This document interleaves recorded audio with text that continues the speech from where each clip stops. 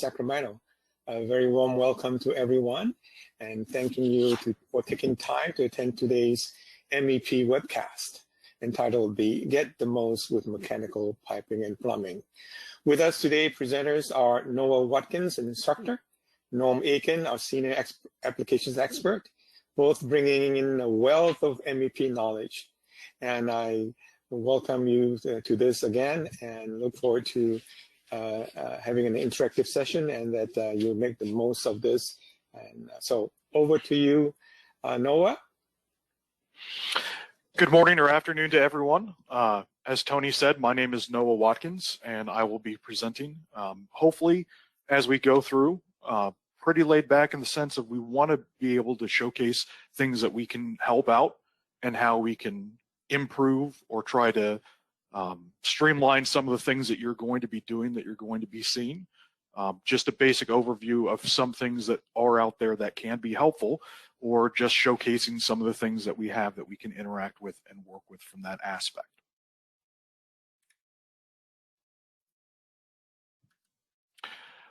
I'll go through some introductions to introduce myself to everyone.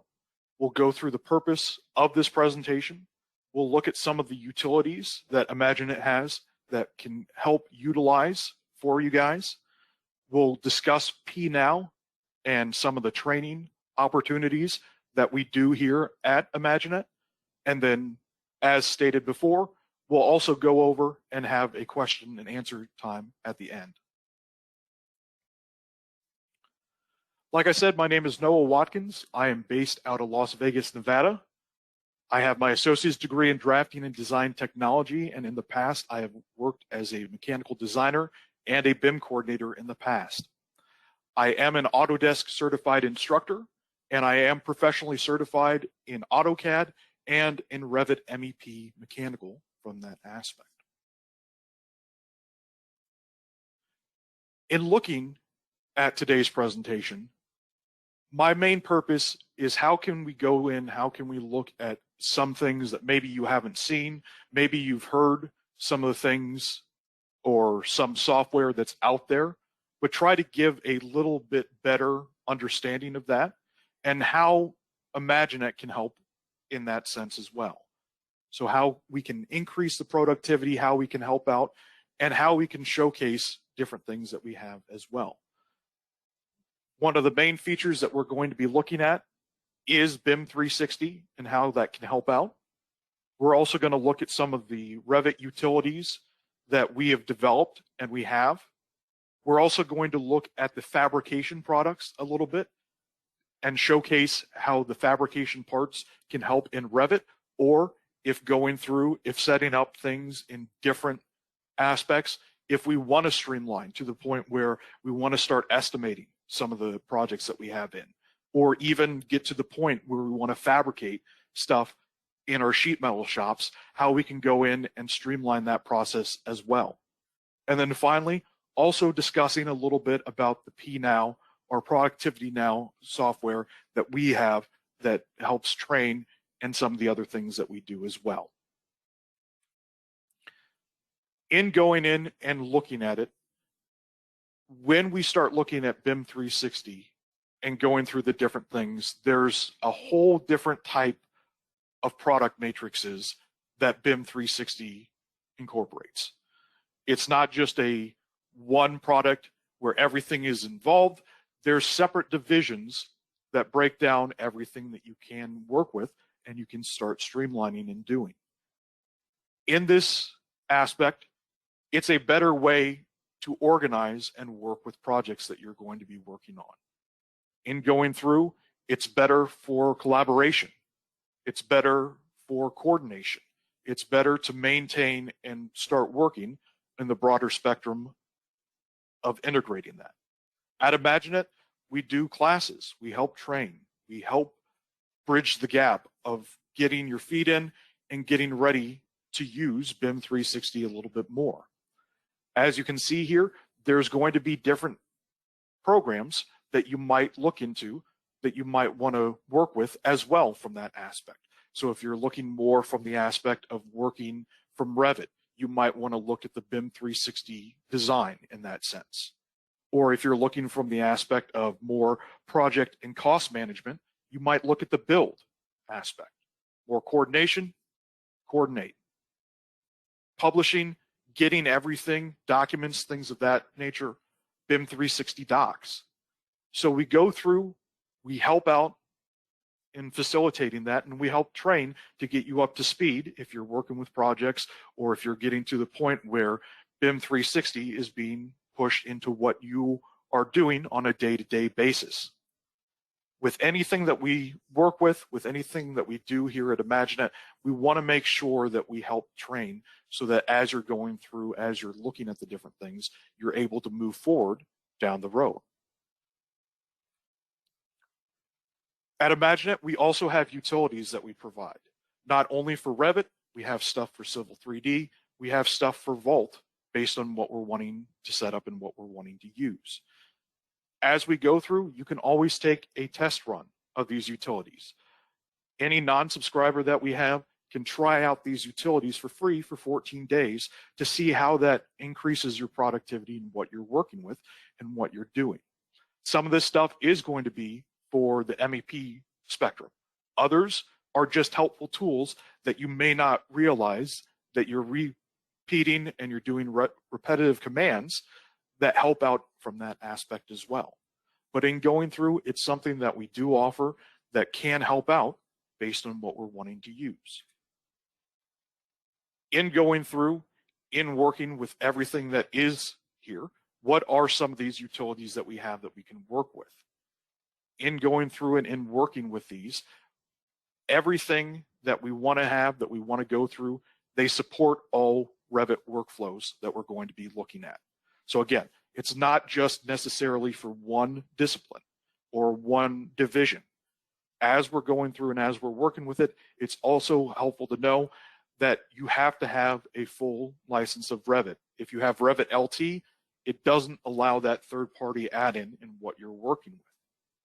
To give a brief overview of some of the things that are there, we have an IMAGINiT tab that has all these things here and what we're using. To showcase some of the things a little bit more in depth, we can start looking at some of the things that are there. Now again, a lot of this stuff is going to be for a broad spectrum, but one of the highlights is pipe adjustments. So in working with MEP, we've all been to that point where the pipes are a little bit finicky. It's kind of hard to make sure that everything is aligned, and you go back and forth, you get frustrated. I know I have in the past. I want to slam my mouse down and break it or break my keyboard because I can't get everything adjusted. Well, one of the tools that we have an adjustment that we can use with the pipes so that they go together and they work a little bit more in depth from that aspect as well. We have ways of going through and looking at shared parameters of support on different things that we're working with. Being able to go in and check any DWGs that we have. Things that we can go in and we can start utilizing a little bit better. Again, that whole aspect of trying to go in and make sure that everything is just organized a little bit better in our day-to-day basis as we go through and we set these things up. In going through, we also have ways of working with spaces and updating those spaces as we're going through and working with the different things that are in place. Ways that we can go in and easily renumber some of the rooms that are in place. Ways that we can go through and easily renumber some of the fabrication parts that are in Revit as well. So being able to go in and being able to work with the different things that are in place that we're wanting to see, that we're wanting to use as well.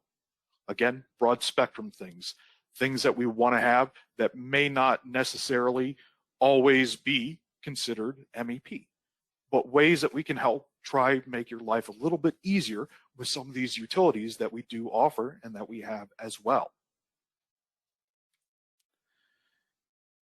Again, some more utilities that we have that we can increase and move from there based on what we're wanting to see as well.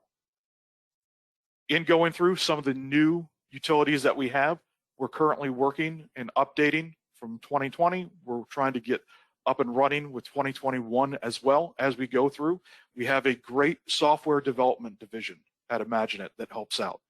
not only for these utilities, but also building other things that may come into play, in working with Dynamo a little bit more in depth, in making sure that we can get some of these mundane tasks done a little bit quicker and a little bit easier in what we offer and what we do as well. So being able to go through, being able to work with some of these things that are in place, being able to line up things in Revit a little bit more in depth through our sheets to make sure that when we print our sheets out, we have things lined up on top of each other.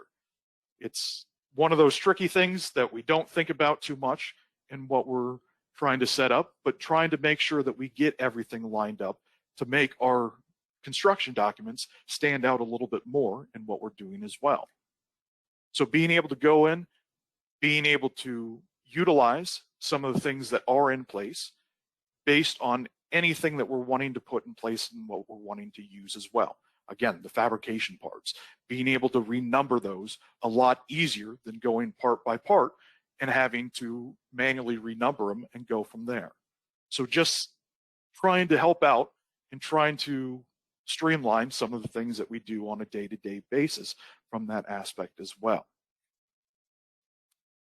In going through, in working with some of the things as well, we also offer training, we also offer assistance with the fabrication products that are out there, whether it's SMEP, the estimation portion of going in and estimating a job beforehand while using the fabrication database that you have that you're working with, all the way to CAD MEP, which is going in, coordinating, getting that design down a little bit more in depth, all the way to CAM duct, where we are sending sheet metal to our tables to fabricate and get everything prepared from there. Through these products, we can help out and we can increase that productivity as well. Being able to use real world parts and pieces that you would have, that you would construct off of to go from there. Not only for ductwork, but also for piping, also for plumbing and what you're doing. So being able to incorporate that as well, as it ties in with Revit, being able to incorporate the fabrication parts inside of Revit as well, using that same database that you might already be using in Fabrication CAD MEP. So being able to utilize the different fabrication products that are there to increase everything that is there that you would want to use from that aspect as well. In going through and working with it, again, trying to help out as best as we can in training, teaching, and supporting anything that may come up down the road. In everything that we set up and everything we do as well, we also offer a lot of training. We also offer what is known as Productivity Now, e-learning and support. So not only learning, but having a dedicated support team that is dedicated to making sure that we figure out what's wrong with a certain file, or what's wrong, or how to get something accomplished in what we're doing and what we're setting up for everything that is in place.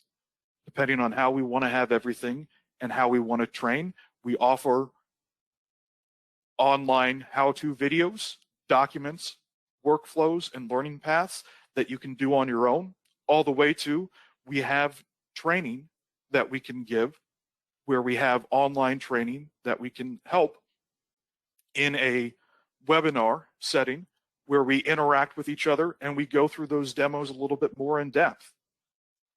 Being able to provide that, being able to show the different things that are in place based on what we're wanting to have and anything else that is out there as well. We offer two different types of our Productivity Now in the aspect of being able to have any standard licenses or a professional license based on what you're looking at and what you're wanting to see as well. So being able to go in, being able to work with the different things that are in place that we can help out and we can use from that aspect as well. Being able to reach out, being able to help, whether it's a one-person class all the way up to 10 people in a class, and helping them out and being able to get them on the right path from that aspect as well. So also increasing the productivity from that aspect and helping to bridge the gap in different places that maybe you don't know or aren't comfortable with some of the products that are out there from that aspect. Being able to go in, being able to utilize some of the things that are in place, being able to start coordinating with different things that are going to be done as well. In going through, we help train, we help teach on some of these things based on what we're trying to show and what you guys are looking at from that aspect as well. In going through and working with it, again, many options. We train from the aspect of having Navisworks classes. So being able to go in and work with Navisworks to get a better understanding, to start looking at coordination. With that, with the aspect of having BIM 360 coordinate, it's going to be very similar in that sense of using it in an online setting in what you're going to be working with and what you're going to be using as well.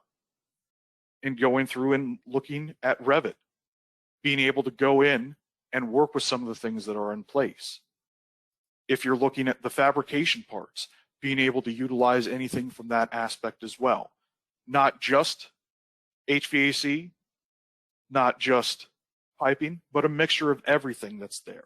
Piping, plumbing, electrical, HVAC, things that are in place that we're going to be using from that aspect as well. So being able to incorporate that and being able to go with the different things that are in place from that aspect as well. Setting up these things, being able to make everyone feel more comfortable with using it and go from there. So all in all, being able to help out and try to help you guys out as best as we can based on what we're wanting to set up and what we're wanting to use from that aspect. In going through, multiple options, multiple different things that we can offer, and then we can help out from that aspect as well.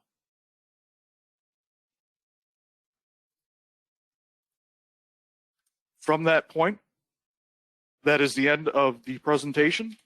We are now open for any questions and answers that you guys may have.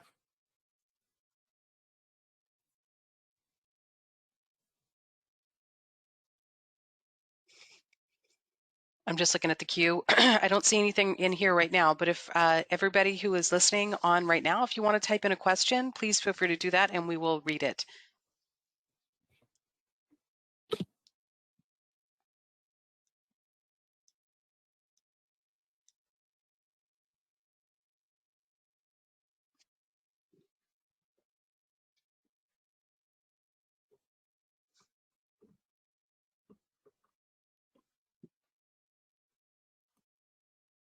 Wondering if maybe we're looking at some more demos. If anybody's got any questions about wanting to see something in the software.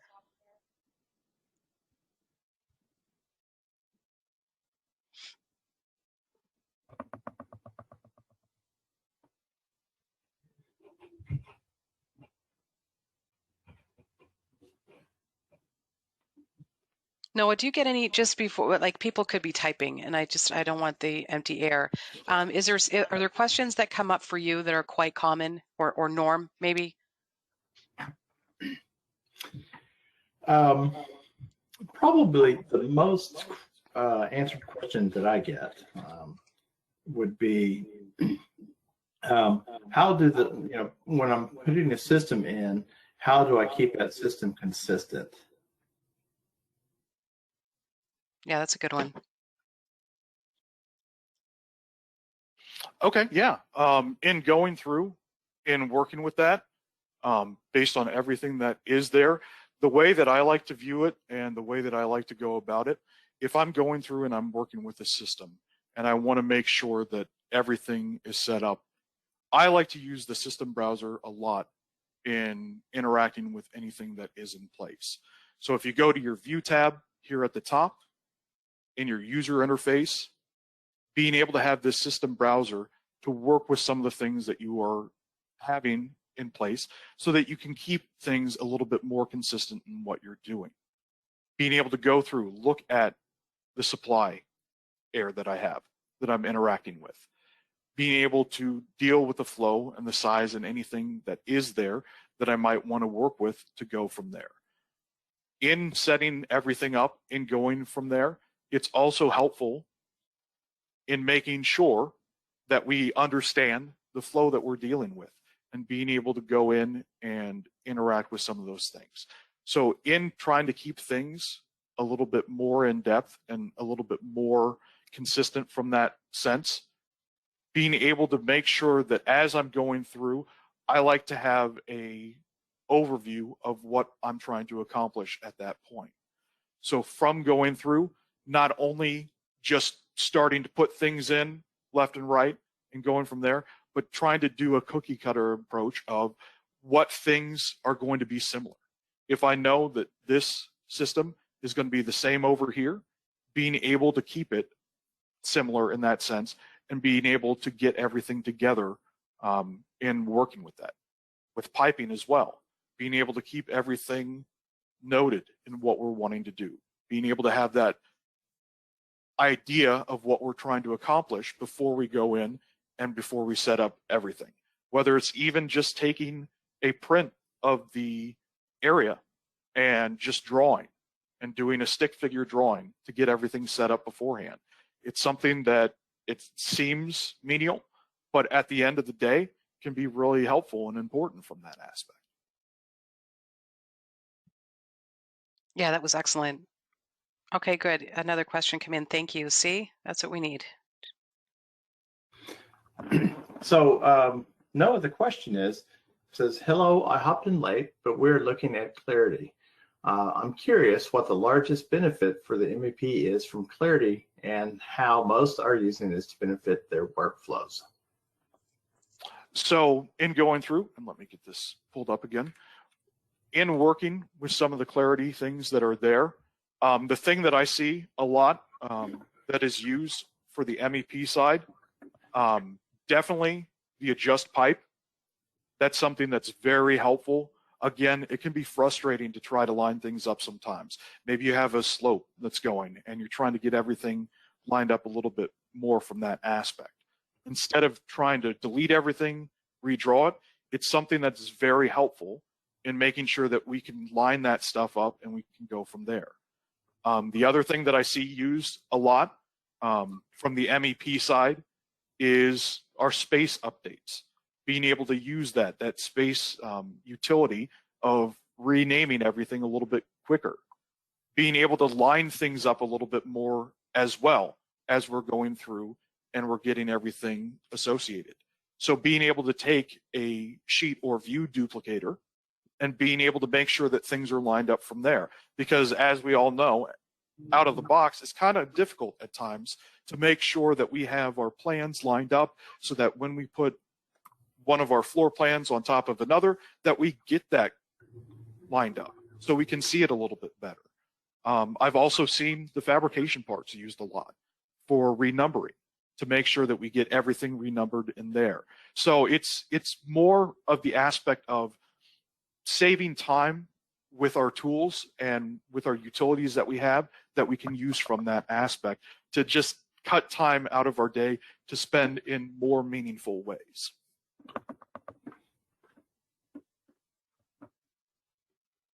Great. I'm sorry for the pause. I'm muting and unmuting myself. Do you have any like some shortcuts or some tips or tricks or anything you can share? Sure. So one of the things as we're going through and as we're working with everything that is in place, if I'm going to start adding in the return on this side, we all know that we can go in and as we're drawing, we can interact and we can use our systems to start drawing duct. We also know that as we're going in, we can always click the create duct here or create anything that is in place. If we're going from our systems though, and we want to start creating duct at this point and everything that's there, yes, we can go in and we can inherit the elevation and size through here. We can also click our space bar. That will automatically inherit the elevation and the size that we're using. So instead of making sure that that's on, that we have everything the right way to go, just go in, use your space bar. You don't have to fill out the information that's there. It's going to take that connection point. It's going to give you the correct thing that you need to put in that place based on what you're trying to draw in and what you're trying to use. That way I can spend more time getting this layout down the way I want to see it. and less time trying to fiddle with, okay, well, what width and what height am I dealing with?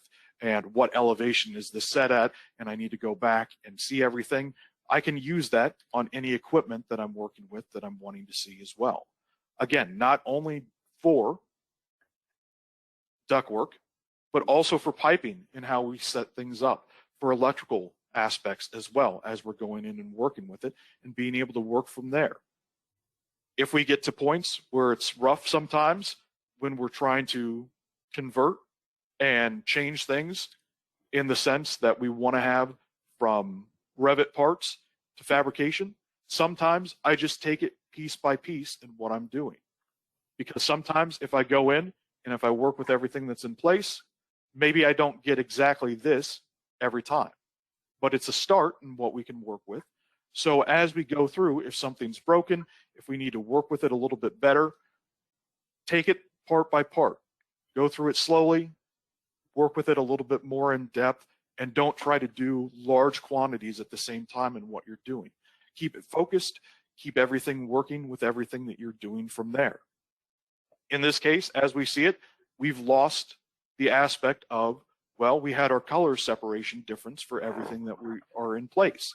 Well, to help out with that, in our filters that we do, in our visibility graphics overrides that we have, in going through, we can start adding and editing additional filters that we want to use.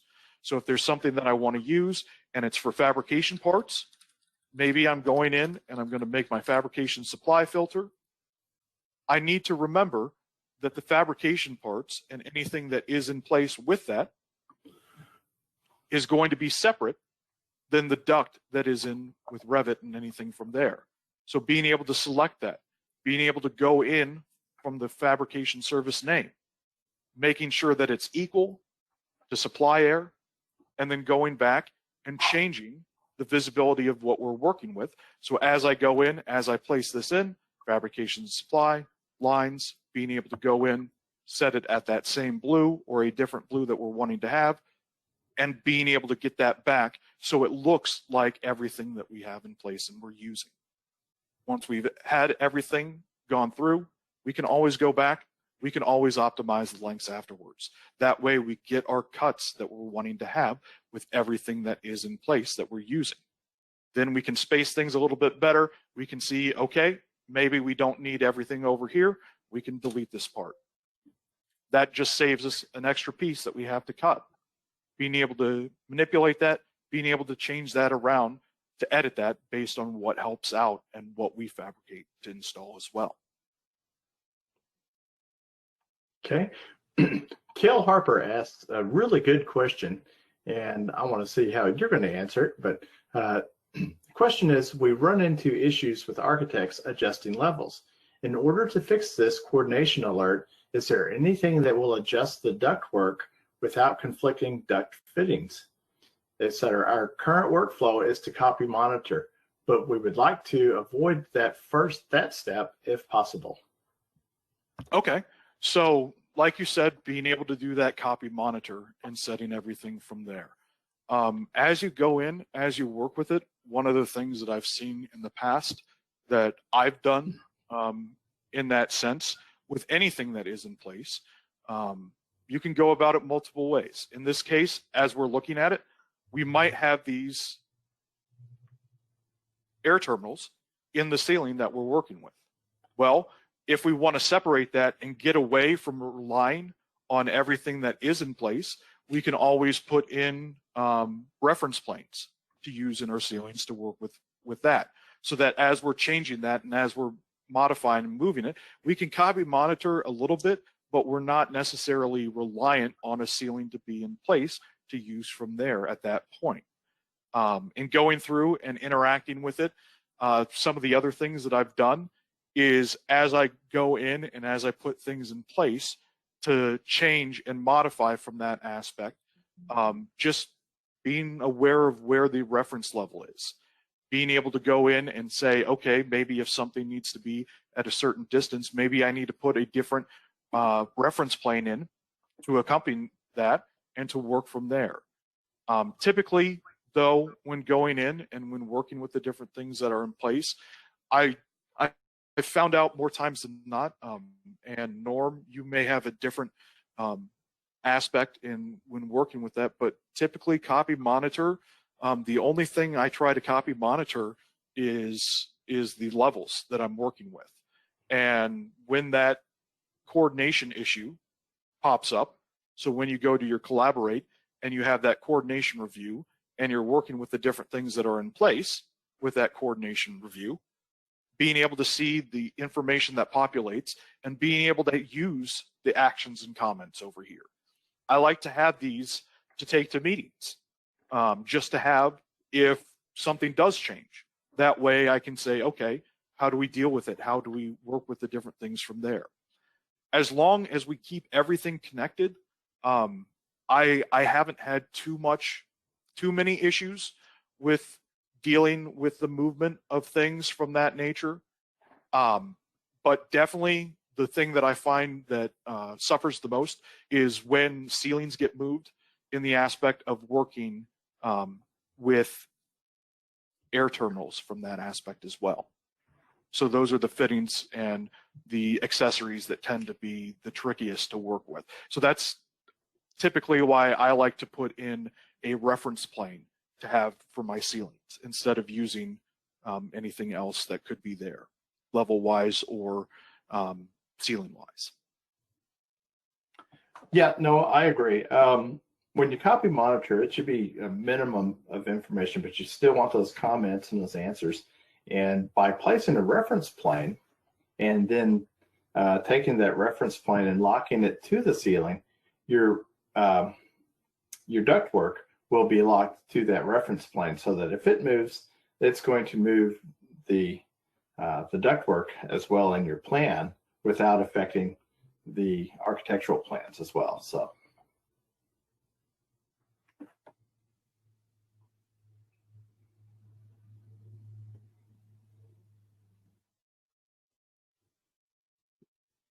Okay, so I think we've answered all the questions that are in the queue. Again, Yeah. Today's presentation has been recorded. I will clean up just the ending of it, and it'll be sent out at rand.com, Tony Ng. Okay, and so without further taking more of your time, we do want to thank you. And Lori, if you let you finish off the session this morning. Okay, great. All right, I'll close it out now. Thanks everyone for joining us today. Of course, thanks Noah, and thank Norman for your time, and thank you, Tony. Enjoy your day, everyone. Be well, be safe.